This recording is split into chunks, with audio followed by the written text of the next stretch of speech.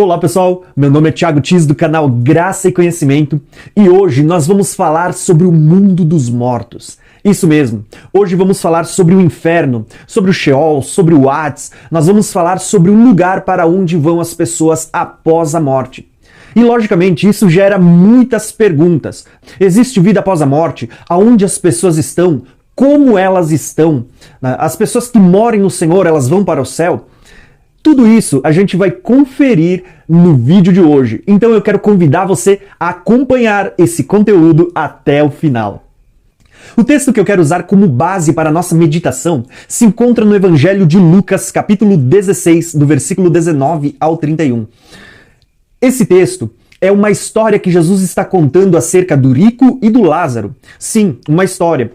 Embora muitas pessoas acreditem que é uma parábola pelo fato de ser continuidade de uma sequência de parábolas que Jesus estava contando, nós vamos perceber que Jesus não inicia dizendo, olha, vou contar para vocês uma parábola do rico e do Lázaro. Não, ele não fala isso.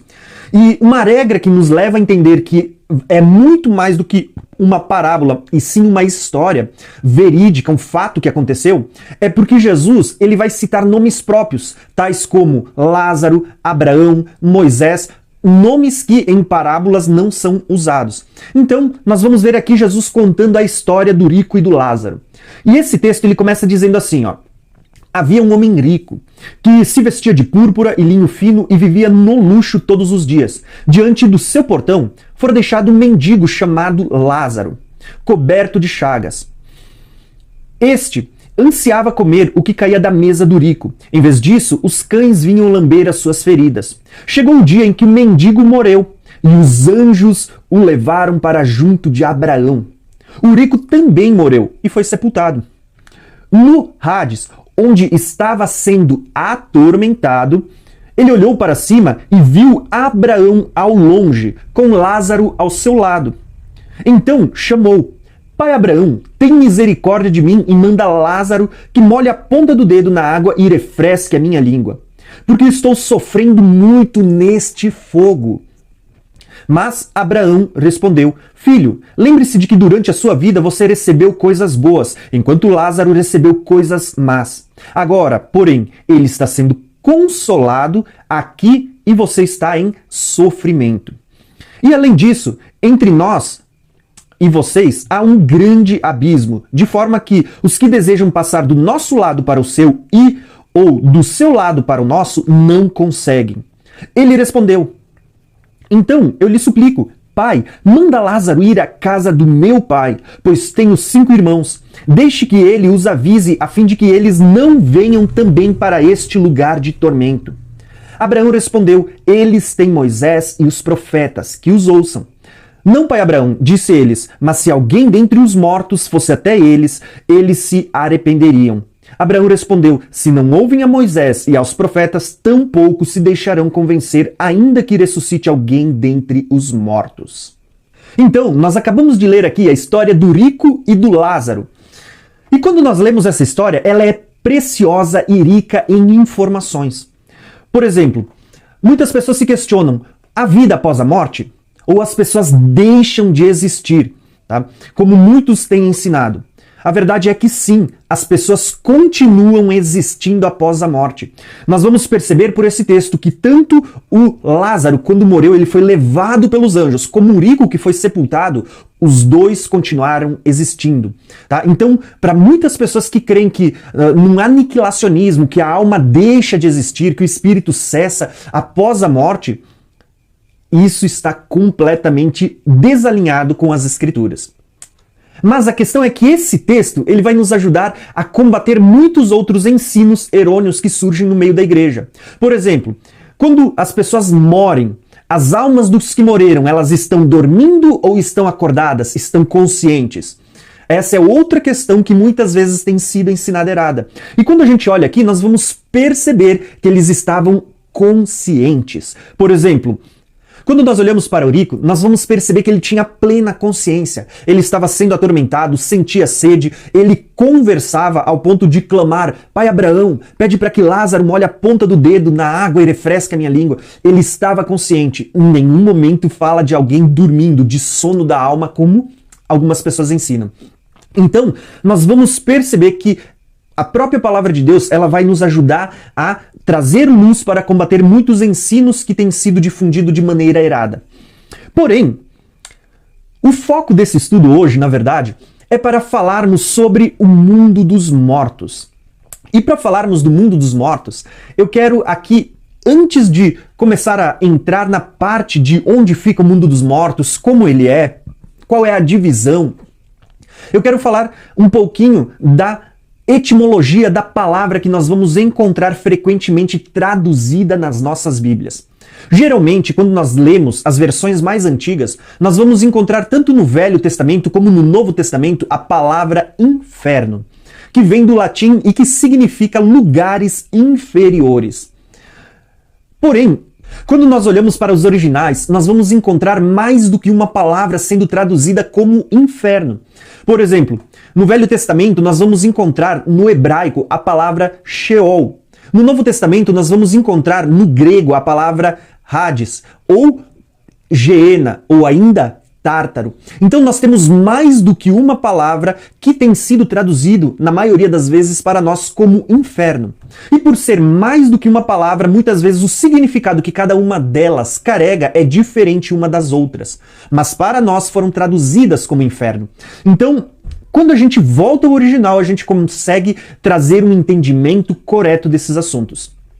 Quando a gente olha para o Sheol e para o Hades, nós vamos perceber que elas estão falando do mundo dos mortos, tá? Embora muitas vezes ela tenha sido traduzida, dependendo do contexto, como sepultura, ainda assim o contexto da maioria dos textos é o mundo dos mortos, um lugar onde os mortos estão neste momento.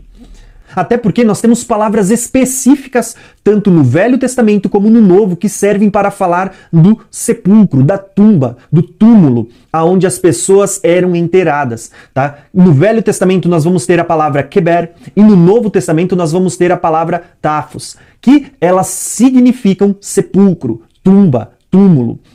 Então, nós vamos ter palavras específicas para falar do local onde as pessoas são enterradas. Quando a gente lê a palavra Hades ou a palavra Sheol, nós temos que ter em mente que elas não falam simplesmente do sepulcro, do lugar onde a pessoa foi enterrada, mas elas têm um peso para transmitir a ideia do mundo dos mortos, tá?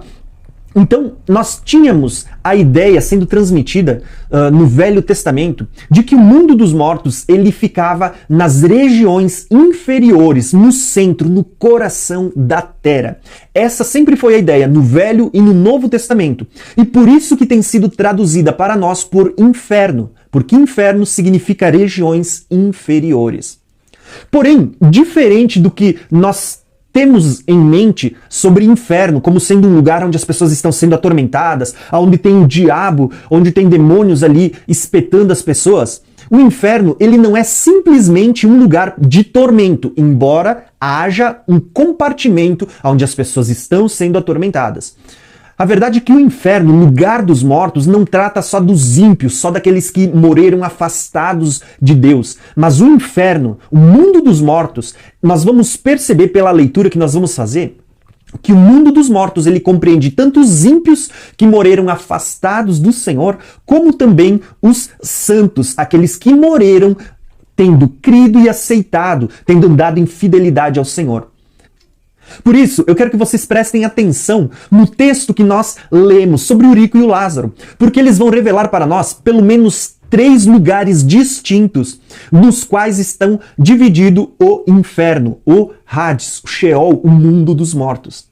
No mundo dos mortos, nós vamos ter ali um local chamado de local de tormento. Sim, onde as pessoas estão sendo atormentadas. E não só estão sendo atormentadas, como ele vai dar pistas para nós dizendo que ali também tem fogo. Embora a gente vá falar só no final desse vídeo sobre o Lago de Fogo, que é um local diferente do inferno, do mundo dos mortos, né, do Hades, no mundo dos mortos também existe fogo no local de tormento. E isso vai ficar claro para nós. O primeiro local que eu quero destacar aqui é um lugar de tormentos, aonde estava o rico. O texto que nós lemos, ele diz assim, ó, Lucas 16, 23. No Hades, onde estava sendo atormentado. Então mostra que existe sim um local onde as pessoas que morreram afastadas de Cristo estão sofrendo tormentos. O texto vai dizer que ele olhou para cima e viu Abraão ao longe e Lázaro do seu lado. Então chamou: Pai Abraão, tem misericórdia de mim e manda Lázaro molhar a ponta do dedo na água para que refresque a minha língua, porque estou sofrendo muito neste fogo. Então, o texto, além de dizer para nós que existe tormento, ele vai destacar uma das formas de tormento que existe neste lugar, que é por meio do fogo. O versículo 25 ainda continua dizendo: Mas Abraão respondeu: Filho, lembra-te de que durante a tua vida você recebeu coisas boas, enquanto Lázaro recebeu coisas más. Agora, porém, ele está sendo consolado aqui e você está em sofrimento. Percebeu mais uma palavrinha? Além de falar que ele estava sendo atormentado, estava no fogo, ainda diz que ele estava em sofrimento. Este local, segundo o versículo 28, ele vai ser chamado de local ou lugar de tormento. Tá? Então, esse é o primeiro compartimento que faz parte do inferno, do Hades, do mundo dos mortos. Mas além deste local, nós vamos perceber que o inferno não é somente um local de sofrimento, como o conceito religioso que a gente tem nos faz entender. Pelo contrário, nós vamos ver que no inferno também existe uma ala para os santos. Sim, santos no inferno. Porque a ideia de inferno não é aquela ideia religiosa que a gente tem. Pelo contrário, inferno não significa apenas um local de sofrimento. Inferno significa o mundo dos mortos. Ou seja, todos aqueles que morreram estão no mundo dos mortos. Tá? Então, se existe uma ala onde as pessoas estão sendo atormentadas, aqueles que foram ímpios, que morreram afastados do Senhor, que rejeitaram a palavra, a graça de Deus, por outro lado, existe também um local que é para os santos, aqueles que morreram aguardando as promessas do Senhor. E ali, neste local, nós vamos ver que ele vai ser chamado de um local de consolo. O texto que nós lemos, ele vai dizer assim, ó, que quando o mendigo morreu, ou seja, Lázaro, os anjos o levaram. Diferente do rico que diz que ele foi sepultado, aqui está dizendo os anjos o levaram para este lugar no mundo dos mortos. E ele vai dizer assim, que o rico ao longe, ele vê Lázaro junto com Abraão. No versículo 25, Abraão vai dizer assim, ó, Filho, lembre-se que durante a sua vida você recebeu coisas boas, enquanto Lázaro recebeu coisas más. Agora, porém, ele está sendo consolado aqui e você está em sofrimento. O que Abraão vai destacar para nós é que Lázaro estava em um lugar de consolo. Assim como existe um local para o tormento, para o sofrimento, existe uma outra ala que ela é para o consolo, para aqueles que estão aguardando as promessas do Senhor se cumprirem. Mas como eu destaquei para vocês, existem 3 alas distintas nesse local. Por quê? Nós vamos ver que assim como existe um local de tormento, existe outro local de consolo. Nas palavras de Abraão, nós vamos ver um terceiro local, que é chamado de um grande abismo, que divide essas 2 primeiras áreas.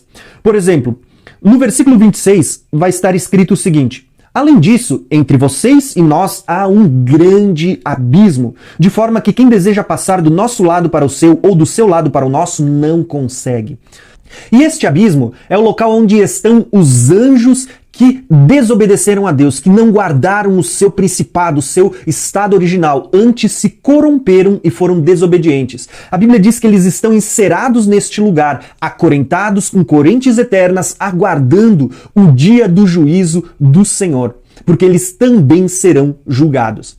Então nós vamos ver textos como 2 Pedro, capítulo 2, versículo 4, que diz, ó, Pois Deus não poupou os anjos que pecaram, mas os lançou no inferno. Inferno é regiões inferiores e ainda mais, fala do mundo dos mortos. Então, Deus os lançou neste lugar, nessas regiões inferiores, prendendo-os em abismos tenebrosos. Lembra que Abraão diz assim, ó, existe um abismo entre nós? Esse abismo é onde esses anjos estão presos e acorrentados, tá? A fim de serem reservados para o dia do juízo. Além de Pedro, nós vamos ver que Judas vai escrever algo muito semelhante. Judas 1,6 vai dizer, E os anjos que não conservaram a sua posição de autoridade, mas abandonaram a sua própria morada, ele os tem guardado em trevas, tá? Presos com correntes eternas para o juízo do grande dia. Então nós vamos ver que este local do mundo dos mortos, ele, além de ter um lugar de tormento, um local de consolo, ele tem entre essas duas áreas, ele tem um abismo profundo onde os anjos que não guardaram o seu estado original estão acorrentados, aguardando o juízo de Deus. Por isso que o próprio Paulo vai dizer que nós julgaremos os anjos, tá? São esses anjos que estão acorrentados em correntes eternas, aguardando o juízo do grande dia. Entendendo o conceito de inferno, que ele não trata-se apenas de um local de tormento, mas que ali existe um local onde as pessoas que morem afastadas do Senhor vão para o tormento, mas também existe um lugar para os santos, aqueles que foram justificados, aonde eles estão ali sendo consolados e aguardando ao Senhor.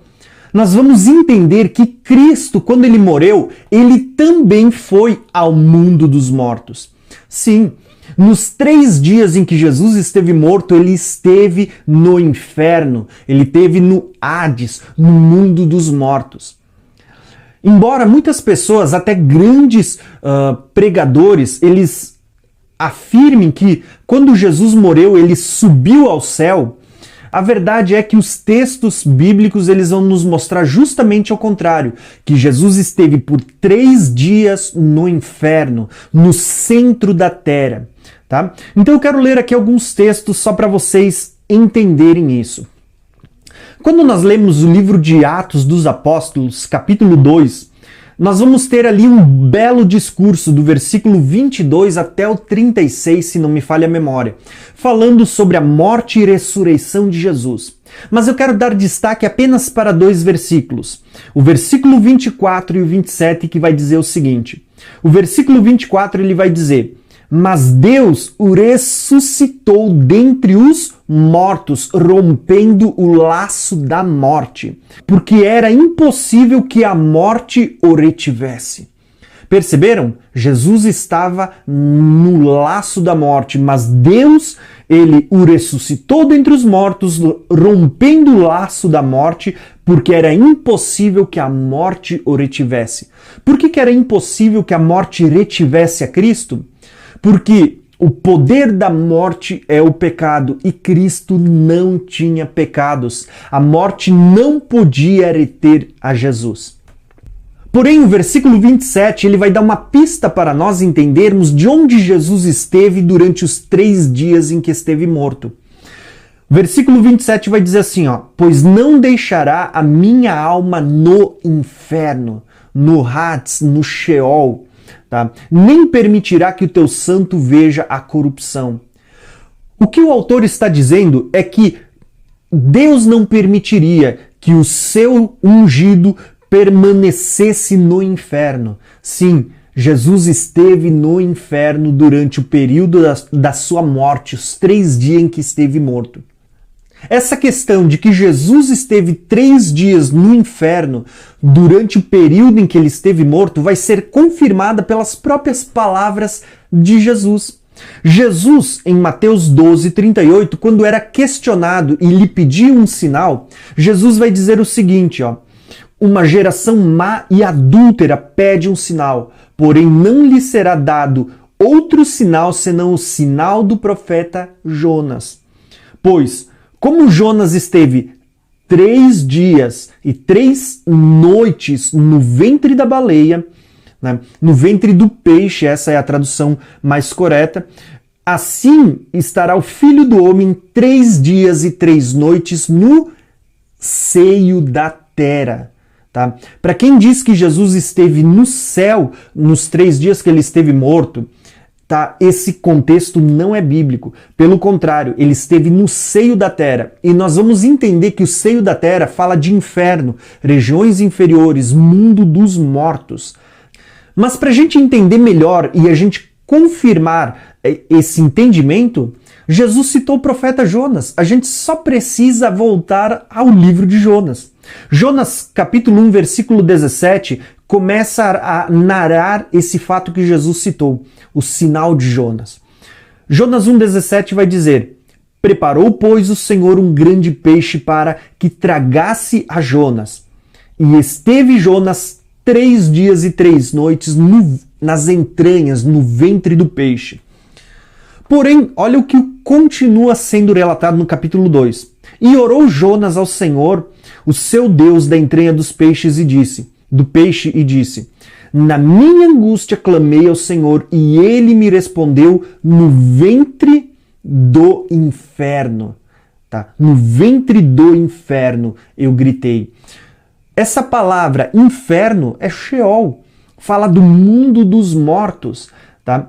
Do mundo dos mortos. Então nós vamos perceber justamente essas questões sendo abordadas. É isso que Jesus estava dizendo, tá? Para essa geração má e adúltera, que o único sinal que ele daria era o sinal de Jonas. Assim como Jonas esteve 3 dias no ventre do peixe, Jesus estaria 3 dias no seio da terra, nas regiões inferiores, no inferno, no Sheol, no Hades, no mundo dos mortos. Mas ao terceiro dia ele voltaria ao mundo dos vivos. Esse era o sinal. Então, para quem entende que Jesus esteve no céu durante o período que ele morreu, próprio Jesus, os próprios textos bíblicos vão mostrar para nós que ele esteve no inferno. E isso vai ficar claro porque o próprio Jesus, ao ressuscitar, quando ele se encontra com Maria Madalena, olha as palavras que Jesus vai dizer para ela. Jesus vai dizer assim, ó: não me detenhas, porque ainda não subi para o meu Pai. Perceberam? Jesus está dizendo, ó, mulher, eu sei que tu tá feliz, tá me vendo, eu sei que tu gostaria de me abraçar. Ele disse, mas não me detenha, porque eu ainda não subi para o meu Pai. Jesus ainda não havia ido aos céus. Então, irmãos, essa ideia de que Jesus esteve no céu não é uma ideia bíblica.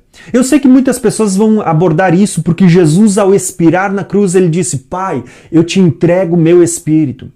Mas a verdade é que quando a gente olha para esse entendimento de que Jesus estava entregando o seu espírito, não quer dizer que ele estava subindo aos céus. Poderia ser simplesmente que ele estava se entregando para que, assim como com Lázaro, anjos vieram e o levaram para o mundo dos mortos, para aquele local de consolo, Jesus estava entregando o seu espírito para ser levado por meio de anjos para o mundo dos mortos, para esse local de consolo. Então, isso vai ficar claro para nós. Jesus não foi ao céu durante o período em que ele esteve morto durante os 3 dias. Pelo contrário, ele mesmo deixa claro que durante os 3 dias ele permaneceu no mundo dos mortos. Então, nós vamos começar a perceber que o mundo dos mortos ele sempre foi entendido como sendo um local no seio da terra, nas regiões inferiores, aonde estão as pessoas que morreram afastadas de Deus em tormento, mas também onde estão os mortos que morreram no Senhor debaixo da velha aliança ou da nova aliança. Sim, da nova aliança. Muitas pessoas vão dizer, poxa, mas Tiago, na velha aliança as pessoas estavam no seio de Abraão, mas na nova, Cristo, ao descer ao inferno, levou elas para o céu. Mas isso não tem um contexto bíblico. E eu quero mostrar para vocês. A maioria das pessoas que afirmam que quando Cristo desceu ao inferno, ele pegou as pessoas os salvos, por assim dizer, e levou ao céu, baseiam esse entendimento em Efésios capítulo 4, quando Paulo vai falar daquele que desceu às regiões inferiores, levou cativo o cativeiro e deu dons aos homens. Chamou-nos para apóstolos, pastores, mestres, profetas e assim por diante. Dons ministeriais. Efésios 4:8 vai dizer para nós o seguinte: por isso diz, quando ele subiu às alturas, levou cativo o cativeiro e concedeu dons aos homens. Ora, o que quer dizer que ele subiu? Senão que ele também havia descido até as regiões inferiores. Olha aqui o inferno, o mundo dos mortos, o Hades, o Sheol, tá? Regiões inferiores, o seio da terra. Ele está dizendo, então, o que quer dizer que ele subiu, senão que ele havia também descido às regiões inferiores da terra? Aquele que desceu é também o mesmo que subiu acima de todos os céus para encher todas as coisas. Então muita gente vai pegar esse texto e vai dizer que expressão levou cativo o cativeiro quer dizer que levou as pessoas que estavam presas no inferno. Aqueles que estavam na ala do seio de Abraão, no local de consolo.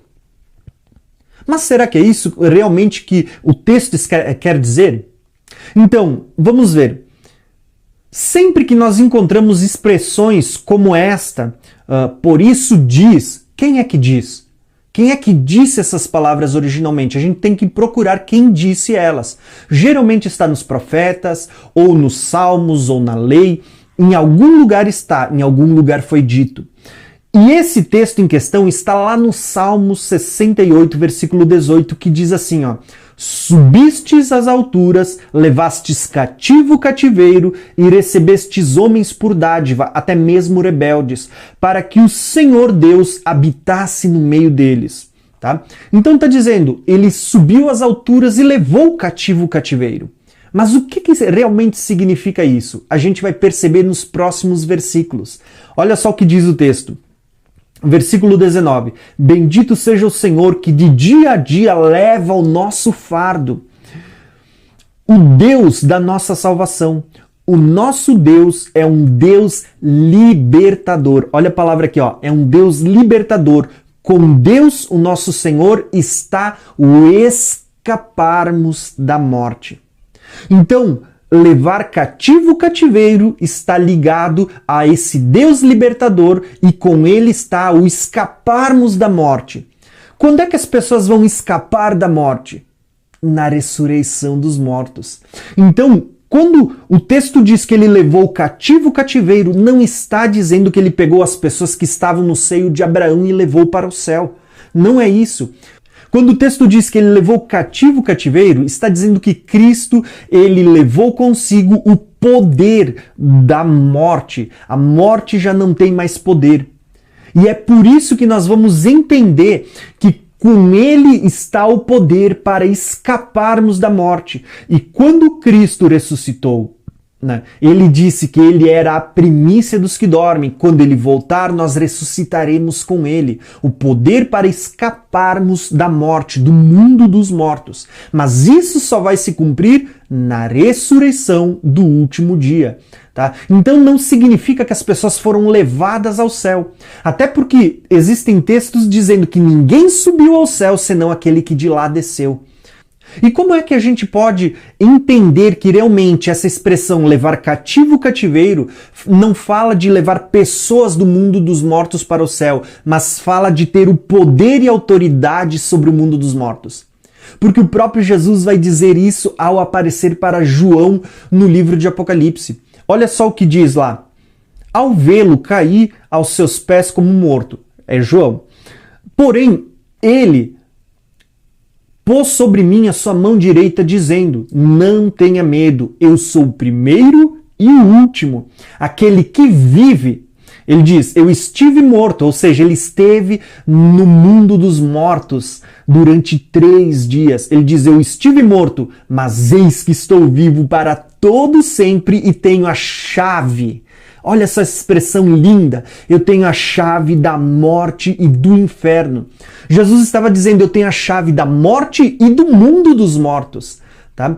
E lembrando que chave não fala de uma chave física, mas fala do poder, da autoridade. Jesus tem autoridade sobre a morte e sobre o mundo dos mortos, sobre o inferno. Então, quando diz que Jesus levou cativo o cativeiro, não está dizendo que ele pegou as pessoas que estavam no mundo dos mortos e levou ao céu. Está dizendo que ele agora tem a chave da morte e do inferno, tem o poder e autoridade sobre o mundo dos mortos. E essa ideia vai ficar até mais clara quando a gente lê a carta de Hebreus. Olha só o que diz a parte B de Hebreus 2, versículo 13. Para que, por sua morte, derrotasse aquele que tem o poder da morte, isto é, o diabo. Sabe o que Hebreus estava dizendo? que até então o detentor da chave da morte e do inferno era o diabo. Mas Cristo, por meio da sua morte, ele derrotou aquele que era o detentor do poder da morte. E hoje, Cristo é aquele que tem a chave da morte e do inferno. Ele é quem tem autoridade e poder sobre o mundo dos mortos. Muitos acreditam que aqueles que morrem vão para o céu, até mesmo por interpretarem alguns textos isoladamente. E eu quero citar aqui alguns desses textos só para vocês perceberem que não passam, às vezes, de uma interpretação errônea. Por exemplo, quando a gente lê a abertura dos selos do livro selado, nós vamos ter ali o 5º selo sendo aberto. E o texto vai dizer assim, Apocalipse 6, 9. Quando o Cordeiro quebrou o 5º selo, vi debaixo do altar as almas daqueles que haviam sido mortos. Então, o 5º selo vai fazer menção a um altar e debaixo dele as almas dos que haviam sido mortos. E eles clamavam com uma forte voz: até quando, ó soberano Senhor, santo e verdadeiro, não julgas e nem vingas o nosso sangue dos que habitam sobre a terra? Então, ali as almas estavam clamando por vingança. Né? E isso vai nos lembrar ao sangue de Abel, que clamava por justiça. Nós vamos ver que esse texto ele está aqui conectado com o Salmo 79, onde vai dizer assim, ó: por que as nações haverão de dizer onde está o Deus deles? Diante dos nossos olhos, mostra a nação a tua vingança pelo sangue dos teus servos. Perceba que aqui também há pessoas clamando por vingança, tá? Assim como estão as almas debaixo do altar daqueles que foram mortos. Mas olha só, aqui estão clamando pela vingança do seu sangue. E olha o que vai dizer: cheguem à tua presença os gemidos dos prisioneiros. Quem é que é prisioneiro? Aqueles que estão presos no mundo dos mortos. E ele diz assim, ó: pela força do teu braço persevera os condenados à morte. Perceberam que o Salmo 79 ele também está falando de pessoas que estão no mundo dos mortos e que estão clamando por justiça?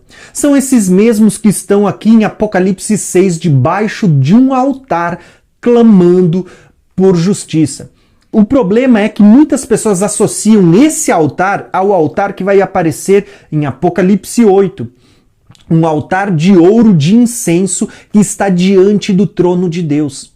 Mas a verdade é que o altar que aparece no 5º selo, ele não é o altar de incenso, o altar feito de ouro que ficava no átrio interior. Ele é aquele altar que ficava lá no tabernáculo do lado de fora, o altar do sacrifício que ficava sobre a terra.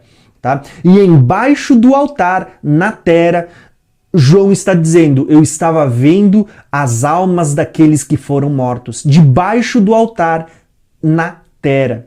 Tá? Então, quando nós falamos do mundo dos mortos, do inferno, do Hades, do Sheol, ele fala de mundo dos mortos, lugares inferiores, o seio, o centro da terra.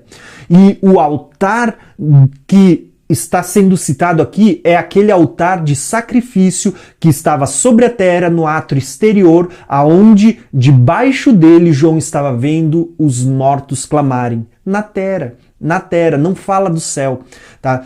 Ele não é o mesmo altar que está no capítulo 8 de Apocalipse, que está no átrio interior, diante da arca, diante do trono de Deus. Além disso, nós vamos perceber que existem outros textos que fazem com que as pessoas creiam que Jesus subiu ao céu e que ele leva as pessoas aos céus também. Um desses textos é o texto do diálogo entre Jesus e o ladrão na cruz.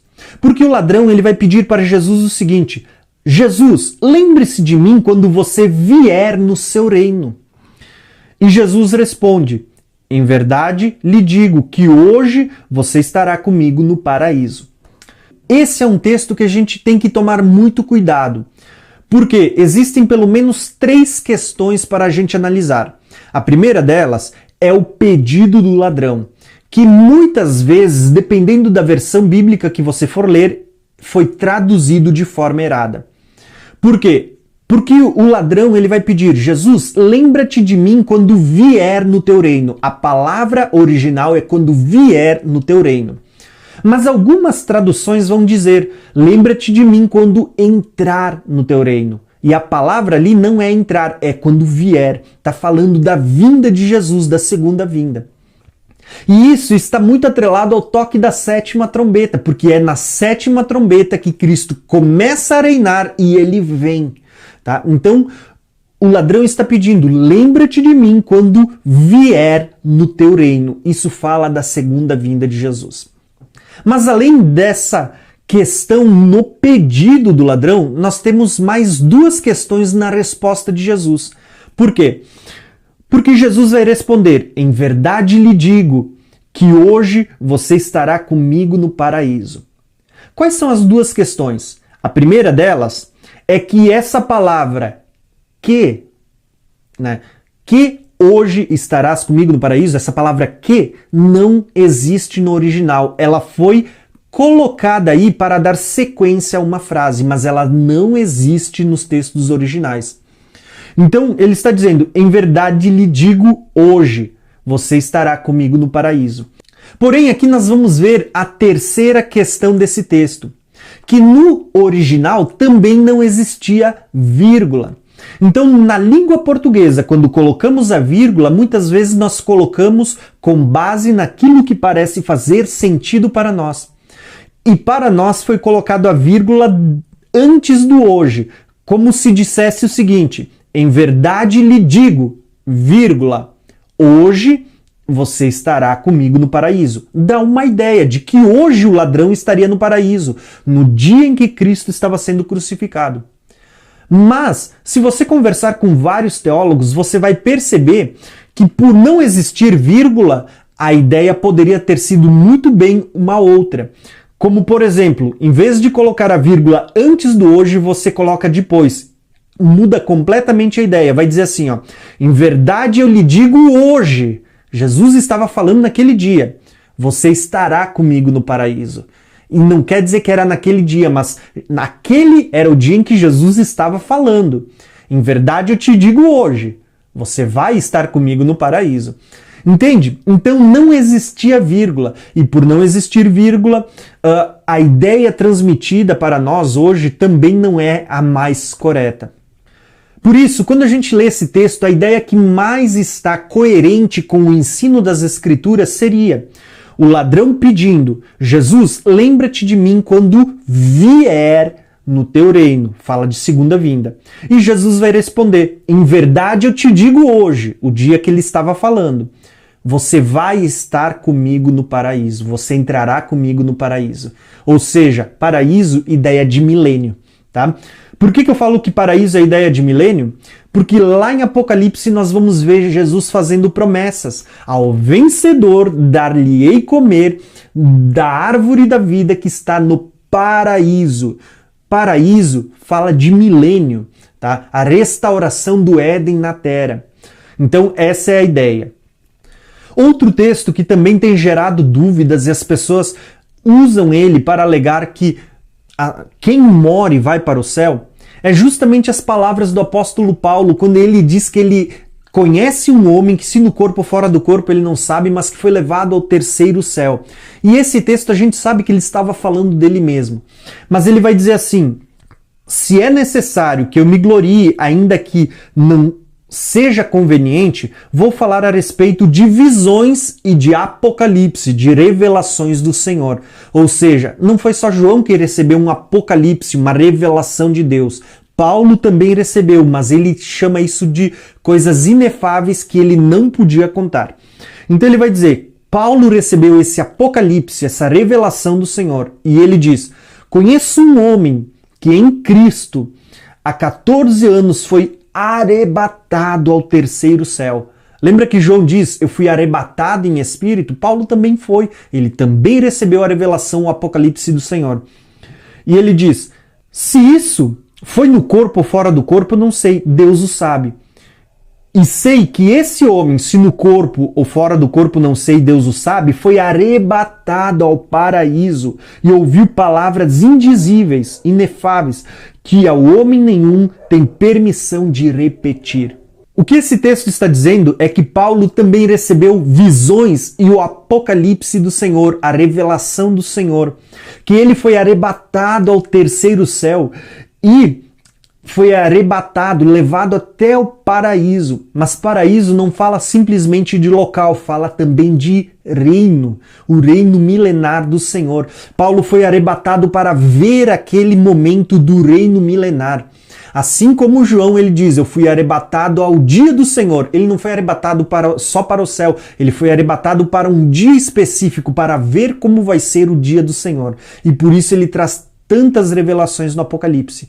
Paulo também teve um apocalipse do Senhor ao ser arrebatado, mas ele diz que eram palavras que ele não podia falar, tá? Então, aqui fica a dica. Mas vale a gente lembrar que paraíso não fala só de local, ele fala do reino milenar do Senhor sendo restaurado na terra. Paulo foi arrebatado para ver esse reino. Tá? Então essa é a ideia. Não está dizendo que ele foi para o céu ou que as pessoas estão no céu. Tá? Isso é apenas uma dedução lógica que muitas pessoas têm feito ao ler esse texto. Ainda existem outros textos de Paulo que por meio de dedução as pessoas dizem, olha, Paulo, ele dizia, o meu desejo é partir e estar com Cristo. Se Cristo ao subir ele foi aos céus à direita do Pai e Paulo queria partir e estar com Cristo, ele quer estar no céu junto com Jesus onde ele está. Então muitas pessoas por dedução têm interpretado de forma errada. Mas nós precisamos lembrar que quando a gente fala de Jesus, ele além de ser o ungido de Deus, o Cristo, o Messias, Jesus ele é o próprio Deus, ele é Deus.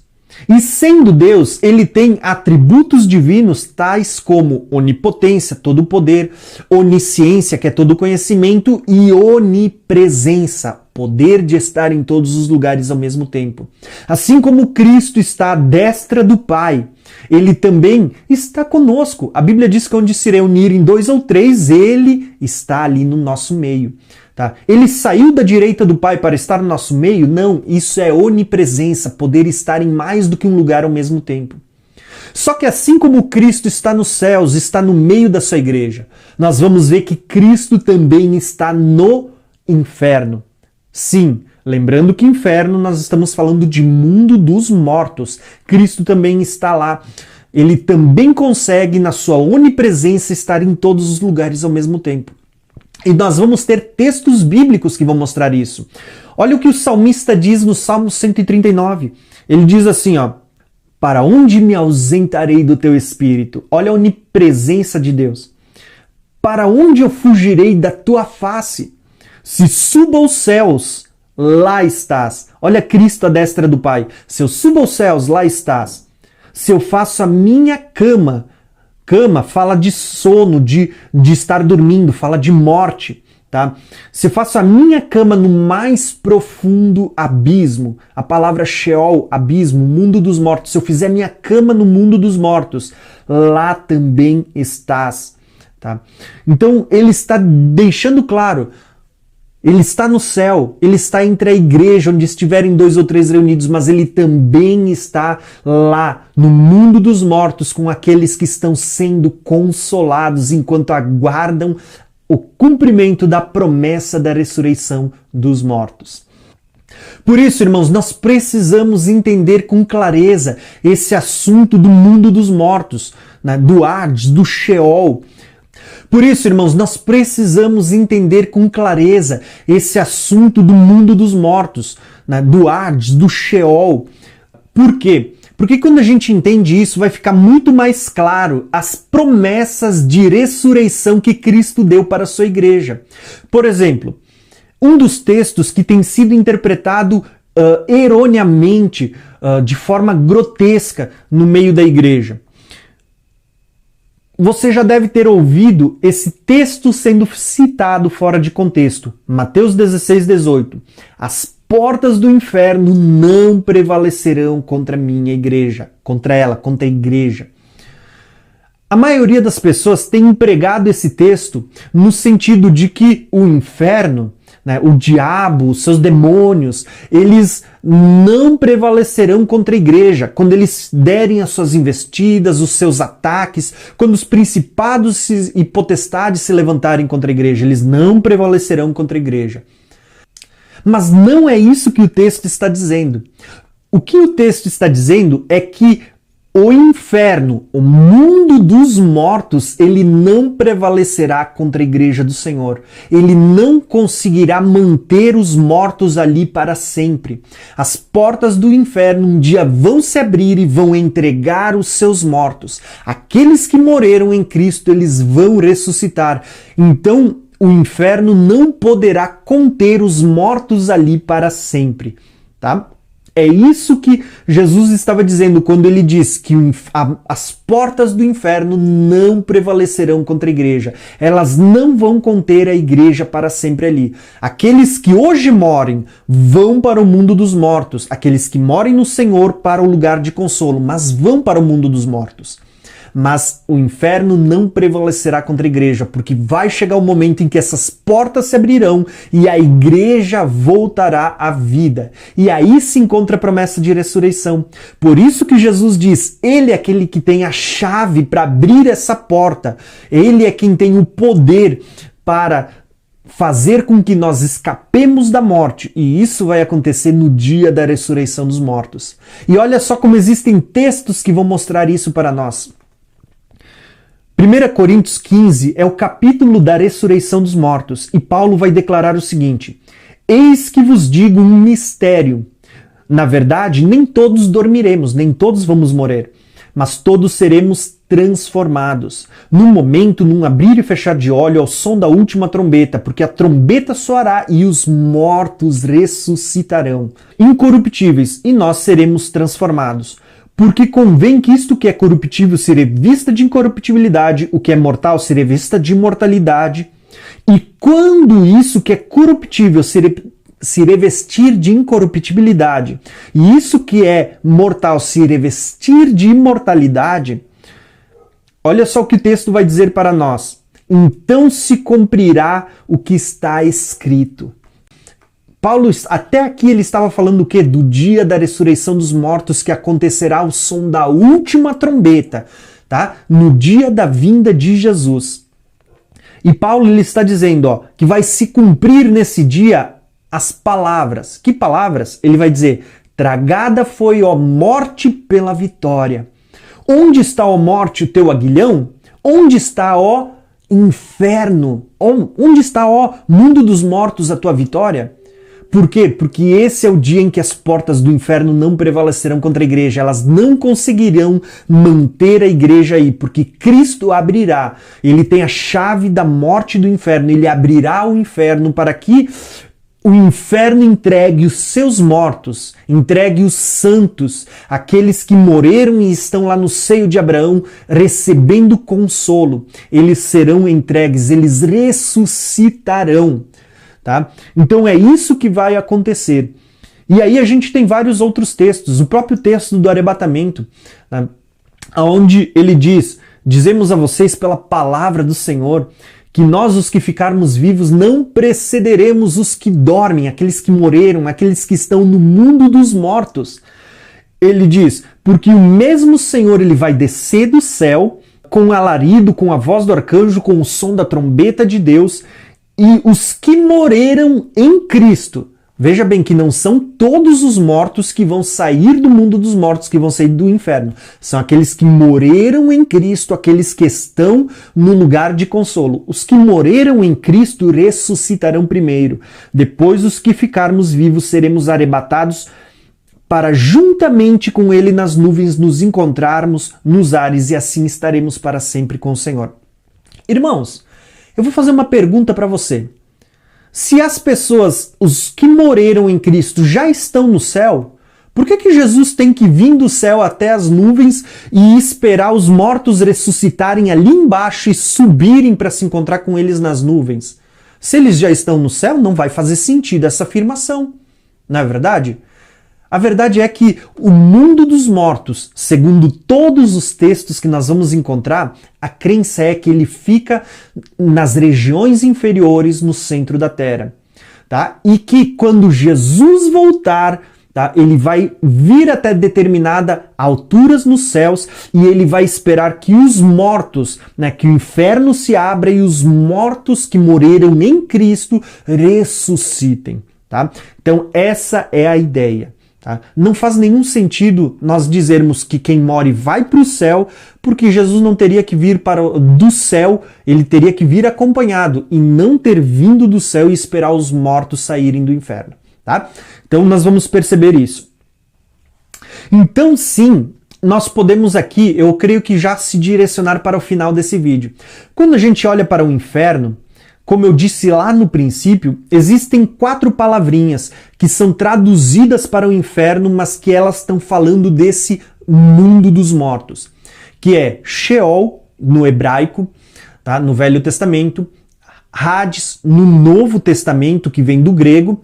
Nós temos ali a palavra Tártaro, que ela está apontando para aquele abismo que existe entre o local de tormento e o local de consolo.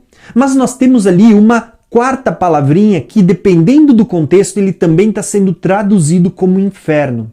Mas esse Geena, ele fala do lago de fogo. Tanto que essa expressão Geena, ela remete a gente ao Vale de Rinom, que era um vale que ficava no lado sul de Jerusalém, que era um grande lixão, onde ali era jogado tudo que era lixo para queimar, ali era jogado cadáveres de pessoas que moriam ou de animais que eram mortos, eram jogados nesse lixão e eles tacavam fogo. Porém, o fogo ali praticamente nunca se apagava e pelo fato de haver cadáveres e lixos, havia vermes naquele lixão. E então Jesus vai comparar essa figura do Geena, do Vale de Rinom, com o inferno, com o lago de fogo. Ele vai dizer que o lago de fogo é que nem aquele local que eles conheciam, o Vale de Rinom. Lá, os corpos jogados vão estar num fogo que nunca se apaga, onde o verme não morre. Ele vai falar que o lago de fogo ele é parecido com aquele local. Então, o Geena, que é essa palavra, ela era usada para falar do lago de fogo. E por que eu estou falando isso? Apenas para trazer uma diferenciação, para você entender que o mundo dos mortos não é o lago de fogo. Pelo contrário, o mundo dos mortos, ele contém tanto os ímpios como os santos que foram justificados por causa do sacrifício de Cristo. Mas o lago de fogo é um local onde até mesmo o próprio inferno será lançado lá depois no juízo do trono branco. Por isso nós vamos encontrar lá em Apocalipse 20 dizendo que a morte e o inferno, o Hades, o mundo dos mortos, né, entregou os seus mortos que nele havia. Lá no juízo do trono branco, o mundo dos mortos não vai entregar só santos que talvez morreram durante o período do milênio. Não, ele vai entregar todos os seus mortos, bons e maus, tá? No juízo do trono branco. E quando ele entregar todos os seus mortos, o texto vai dizer assim para nós, ó, e foram julgados um por um segundo as suas obras. Então a morte e o inferno, o Hades, o mundo dos mortos, foram lançados no lago de fogo. E esta é a segunda morte, o lago de fogo. Então entenda, irmãos, que o inferno, tá, o mundo dos mortos, ele não é o mesmo local que o lago de fogo. Pelo contrário, o lago de fogo, ele é um local onde até mesmo o próprio inferno será lançado lá no juízo do trono branco. Por isso eu quero finalizar esse vídeo citando os últimos 2 textos. O primeiro deles se encontra em 1 Coríntios 15, versículo 20, que é o capítulo da ressurreição dos mortos. Esse texto ele está narrando o momento em que o mundo dos mortos entregará os seus mortos que estão no local de consolo para a ressurreição dos mortos. Olha só o que o texto vai dizer para nós. Ele fala de uma ordem. E aí nós vamos perceber como todos os textos que falamos nesse vídeo estão conectados. Ele vai dizer assim, ó, mas de fato, Cristo ressuscitou dentre os mortos. Quando que isso aconteceu? Ao terceiro dia. No terceiro dia, Cristo saiu do mundo dos mortos, como nós já vimos, ele ressuscitou dentre os mortos. Sendo ele a primícia dos que dormem, dos que estão mortos, o primeiro daqueles que estão mortos. Ele diz, visto que a morte veio por um homem, também por um homem veio a ressurreição dos mortos. Porque assim como em Adão todos morrem, assim também serão vivificados em Cristo. Cada um por sua ordem. Perceba que o texto ele declara uma ordem para nós. Ele diz, Cristo, a primícia, o primeiro a ressuscitar, a voltar do mundo dos mortos. Isso aconteceu quando? Ao terceiro dia. Mas Cristo vai falar sobre a ordem. Ele diz, depois dele, que foi o primeiro, depois os que são de Cristo na sua vinda. Então ele está dizendo que depois dele, que foi o primeiro, vem todos aqueles outros que pertencem a ele. Tá? Assim como Cristo saiu do mundo dos mortos ao terceiro dia, os que pertencem a ele também sairão do mundo dos mortos. Mas quando isso acontecerá? Na sua vinda. Tá? Não foi antes, não foi quando Cristo ressuscitou e foi aos céus, ele levou cativo o cativeiro. Não. Esquece essa ideia. O que Jesus está dizendo é que ele foi o primeiro a sair do mundo dos mortos, a primícia dos que dormem. Ele foi o primeiro a ressuscitar. E depois dele, todos aqueles que pertencem a ele também ressuscitarão, também sairão. As portas do inferno, do mundo dos mortos, não prevalecerá contra a igreja, porque eles também sairão de lá. Mas quando? Na sua vinda. Tá? Na vinda de Jesus é que aqueles que estão no mundo dos mortos e pertencem a Cristo vão sair de lá. Tá? Eles vão voltar à vida, eles ressuscitarão e receberão um corpo incorruptível, que não será mais sujeito à morte. Tanto é que a promessa é essa, né? Bem-aventurado aqueles que participam da primeira ressurreição, porque a segunda morte não tem poder sobre eles. Por isso eu quero encerrar dizendo para vocês, Jesus declarou por várias vezes no seu ensinamento que a ressurreição dos mortos acontecerá no último dia, e não isso. Os mortos, eles sairão do mundo dos mortos, do inferno, do Hades, no último dia, e não antes disso. E esse último dia fala do fim desta era, quando Cristo voltar nessa sua segunda vinda. Esse é o último dia desta era. Depois se inicia o milênio. E é no último dia que os mortos ressuscitarão. E depois nós que estivermos vivos seremos arrebatados para o encontro com o Senhor nos ares. Tá? Então essa é uma das maiores promessas, faz parte da base da fé cristã. Então, entenda, irmãos, a doutrina da ressurreição dos mortos, né, ela é muito importante e ela faz parte do conteúdo escatológico da vinda de Jesus, ao ponto de que o próprio autor de Hebreus, ao falar sobre os rudimentos da fé cristã, as bases do pilar da fé cristã, o que deveria ser o mais simples e conhecido pela igreja, ele vai citar ali entre as 6 coisas, 2 delas que ele vai citar é doutrina de ressurreição dos mortos e juízo eterno. Ressurreição dos mortos, o dia em que o inferno, o mundo dos mortos entregará os seus mortos, as portas do inferno não prevalecerão contra a igreja do Senhor, porque Ele é aquele que tem a chave da morte e do inferno, e no nosso Deus está o poder para escaparmos da morte. Por isso, irmãos, espero que esse vídeo ele tenha somado ao entendimento que você já tem das profecias. Se você não é inscrito, se inscreve no meu canal e ative o sininho para receber todos os vídeos, todas as notificações. Não se esquece de deixar o seu comentário. Comenta aí embaixo. Você entendia que os que morem no Senhor vão para o céu? Tá? Qual que é o seu entendimento? Comenta ali embaixo, eu quero ouvir o seu entendimento, tá bom? E não se esqueça de compartilhar esse vídeo com os seus irmãos, tá bom? Um abração e até o próximo vídeo.